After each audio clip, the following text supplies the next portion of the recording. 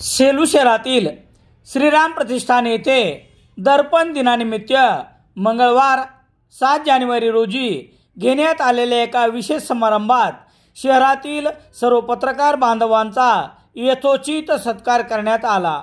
या कार्यक्रमाच्या अध्यक्षस्थानी श्रीराम प्रतिष्ठानचे संस्थापक अध्यक्ष डॉक्टर संजय रोडगे, ज्येष्ठ पत्रकार नारायण पाटील, राम सोनवणे, मराठी पत्रकार संघाचे अध्यक्ष लक्ष्मण बागल, डॉक्टर विलास मोरे आदींची प्रमुख उपस्थिती होती।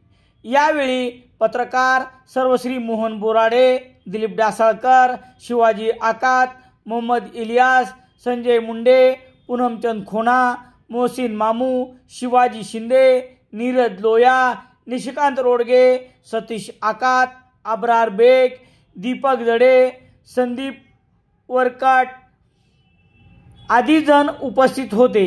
अध्यक्षीय समारोप प्रसंगी डॉक्टर संजय रोडगे म्हणाले की 2025 हे वर्ष श्रीराम प्रतिष्ठानचे रौप्य महोत्सवी वर्ष आहे।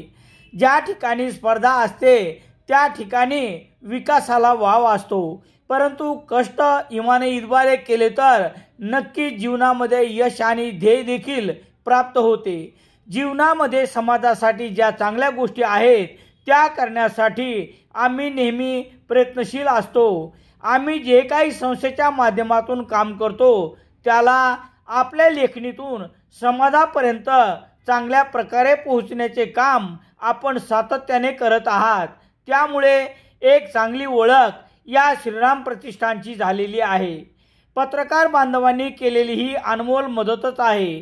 ज्याप्रमाणे सेलू शहराची जी सांस्कृतिक नगरी म्हणून ओळख झालेली आहे ते केवळ आपल्या पत्रकारितेच्या माध्यमातूनच संपूर्ण महाराष्ट्राबरोबर सर्वदूर झालेली आहे। यामध्ये आपला सिंहाचा वाटा आहे।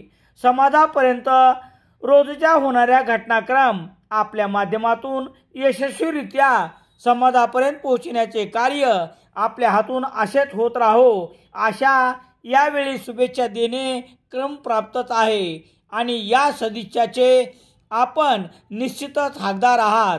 दरम्यान यावेळी राम सोनवणे, डॉक्टर विलास मोरे, मोहम्मद इलियास यांनी आपले मनोगत व्यक्त केले। या कार्यक्रमाचे सूत्रसंचालन दिगंबर टाके यांनी केले, तर उपस्थितांचे आभार प्राध्यापक महादेव साबळे यांनी मानले।